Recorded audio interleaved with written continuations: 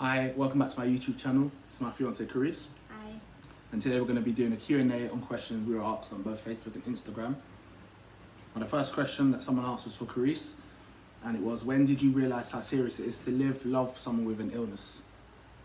For me, it wasn't difficult when Khiry told me that he was living with a chronic condition. I didn't look at him any different.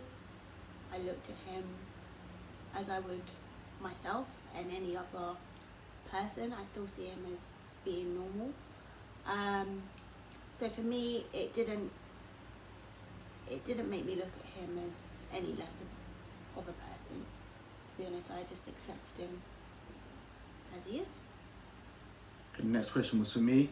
How did I tell Karisse I was living with a chronic illness? So I pretty much told her from before we even got into a relationship, because I thought it was important that she knew obviously the ins and outs before we got into anything serious, because obviously you don't know how everyone's going to react. Some people will be able to accept it, and others might not want to be with someone that's got a condition. So obviously I told her, like I said, I told her before we got together. I told her the ins and outs right from the beginning. I told her everything that she needed to know, and thank God that she was able to obviously accept me for who I am, what I've been through, and yeah, she was pretty good about it. So I didn't affect anything in the relationship, because she didn't look at me as, oh, you got an illness, treat me any different. She treated me exactly the same before I told her, so it's never been an issue. The next question was, if we had a baby, what would we name the child? Well, we've got a list of quite a few names, but we're only going to share one.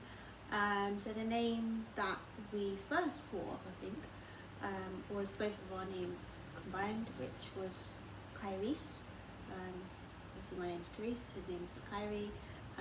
So that's one of our names, and the rest is top secret. You'll find out in due time. What does it feel? So this one was to me. What does it feel like to know that you almost lost your life? Now, last year I had 3 heart attacks and I was in an induced coma for 14 days. So I don't really remember much about the whole situation, but obviously when I came around and obviously my friends, family, Khirys told me what I'd been through, obviously it was very scary knowing that I was very close to losing my life, and right now I might not have been here. So I've got to be thankful for that. Yeah, I mean, those 14 days felt like a number of years that was slowly going by. I remember when the doctors said that there was a 50-50 chance and there was a possibility that he might not make it. And obviously when you hear those words, I can't even explain how it feels, but it's awful. And I remember the morning that Khiry was unwell back in October last year. We was at home together, and he got up in the morning to go to the bathroom.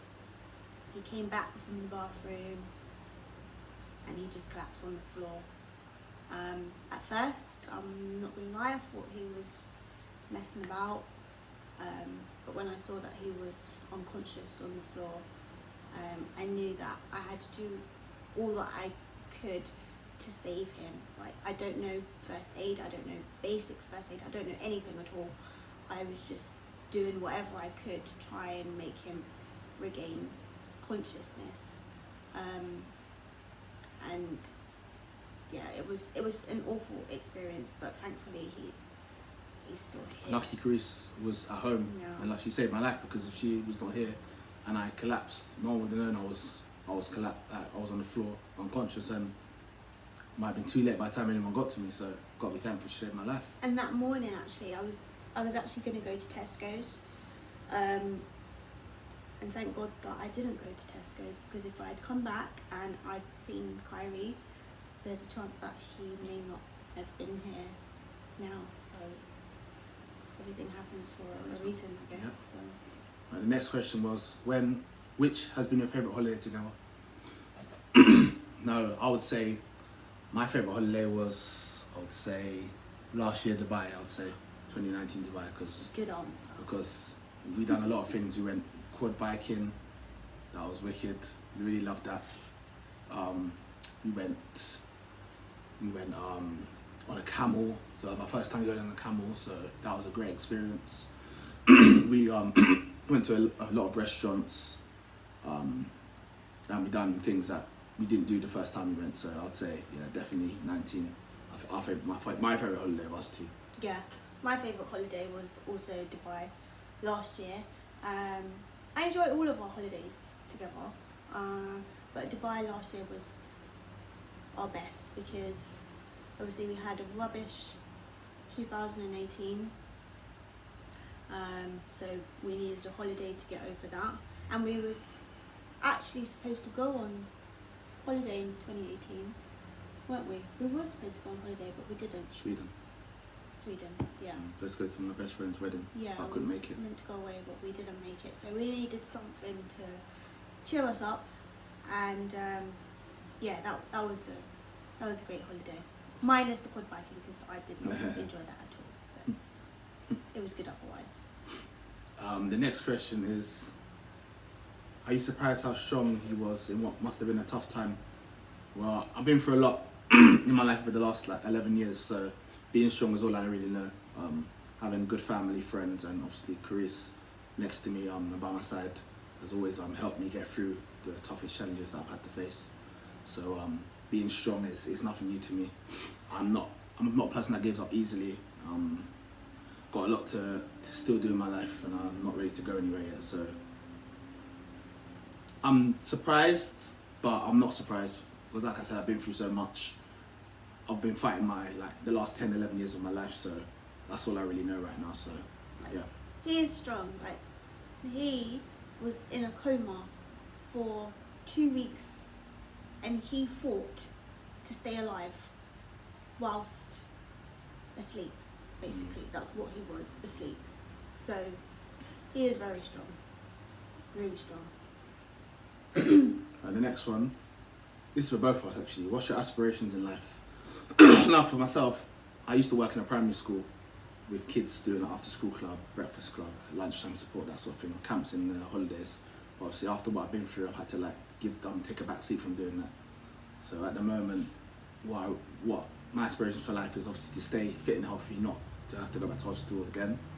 I want to continue my YouTube channel, keep making videos, share my journey with you guys.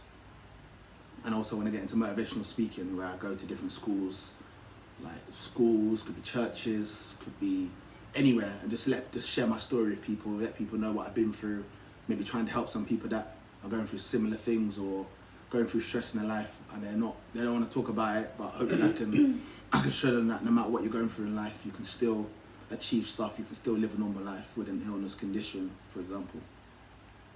For me, this is going to sound bad, but I don't really set myself goals anymore. Excuse me, because I find when you set yourself goals, you kind of put a lot of pressure on yourself. So mine is just to be happy and to be healthy, and whatever I achieve in my life, then I'll be proud of that. So that's my answer.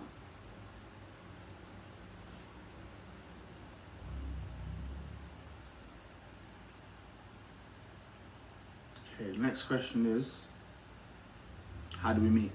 That's a funny one. As we met through Facebook. I let Karisse explain because she's the one that initiated the contact, so I'll let her get into it. Yeah, we met on Facebook. We both have someone that we know in common. And yeah, I reached out to Khiry. I don't use Facebook ever. I don't know what possessed me to use it at that moment, but something told me to add him as a friend.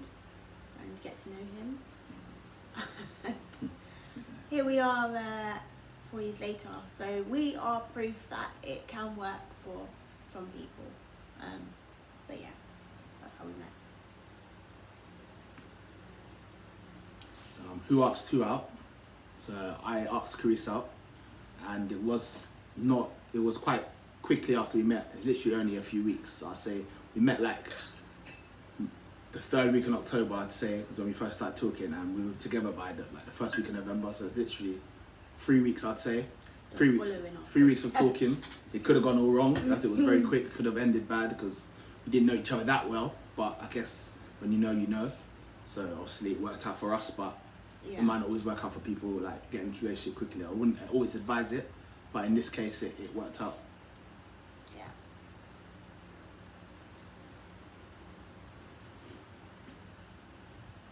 What was the first impression that we had of each other? My first impression of Karisse at first was she's from South London, so like I've been very stereotypical. So I assumed Karisse would be like a loud, hyper girl, but I was mistaken. She's quite the opposite, like quite quiet and just easy to talk to and stuff like that. So I was quite wrong with my predictions. My first impressions are not right. I actually got them very wrong. Yes. My first impressions of Kai was that he was a player. Because he just looked like a player. Always get that. I don't know why. Like even people like that I work with, like say no, actually they say that he looks like a roadman, not a player, but roadman, player, same thing. But he's far from it, because he said to me before we met, I'm that 1%. Like I'm a decent guy. I'm not a player. Like I'm a good guy. And I was like, yeah. I bet you say that to all the girls. And he proved me wrong. So I'll eat my words, because he's not a player at all. Right, the next one is the most romantic thing we've ever done for each other. For me, I'd say our first Valentine's, I took Khiry to Paris for a few days. That was stressful when we bloody got there, because Khiry nearly lost his phone in the cab. But I say, yeah, that's the most romantic thing I think I've done for her, taking her to Paris. She enjoyed that. We had a good time out there. Yeah, it was nice. Got to see the Eiffel Tower, and got to go to a few nice restaurants, including Gumbo Yaya. I definitely recommend that. Yes. If you go to Paris, go to Gumbo Yaya, the spot. What's the most romantic thing I've done for you? I've done a lot. I can't think. That's the name, maybe. Oh yeah, I took Kai Amsterdam for his birthday. 28th. Yeah, last January. Last January for his birthday. I took him to Manchester another year for our anniversary. Got to go to Old Trafford. Yeah, I took him to got Old a tour Trafford. of Old Trafford. That was my first time. I've been to Old Trafford before, but it was my first time getting to tour inside. I got to see all the players' shirts, see obviously the changing rooms and everything, like the whole stadium. Got to go not onto the pitch, but I got to sit in the tunnel. Yeah. Got to sit. Not in the tunnel. Got to sit in the dugout where in the manager's seat, etc. Take lots of pictures. So that was fun. Yeah, I took all the pictures. I took pictures of everything. Every player's shirt. Every player's shirt. That was a great experience. But he enjoyed it. Yeah. Even though we came back not friends, but we were good. Won't get into that one. How did you feel when we met each other's parents? I let Khiry go first. I actually met my parents first. I was really nervous because I've never met anyone's parents since I was like 16, so I was really scared. I was worried his mum wouldn't like me. I was worried that everyone else that I would possibly meet that day wouldn't like me. But I got dressed up for the occasion because we were going to his twin brother's Saturday school performance thing. And yeah, his mum was great. Hey, ever. Yeah, she was great. I met his stepdad, I met his twin brothers, and I met his little sister as well. and everyone was really